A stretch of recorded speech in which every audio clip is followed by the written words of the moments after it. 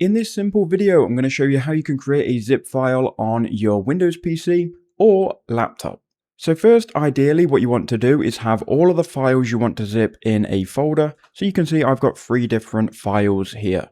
Now these can be different files and different file types. What you need to do is then highlight all of them. If they're in a folder, you can just hold down Control and A and that will select all of them, or you can just select all of them however you'd like. Once you've got them selected, right click, and then you can go compress to zip file. This is if you're on Windows 11. If you're not on Windows 11, we can click show more options, and this will be the default window that you will see. If you're on anything below Windows 11, you can then go to send to compressed zip folder.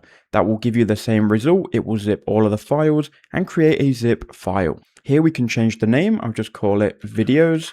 And there you go, we've now zipped this folder. If we double click on it, we can see it has all of the contents in it, and someone could then right click and then go ahead and extract it. You can send this to someone, and that is how you create a zip folder.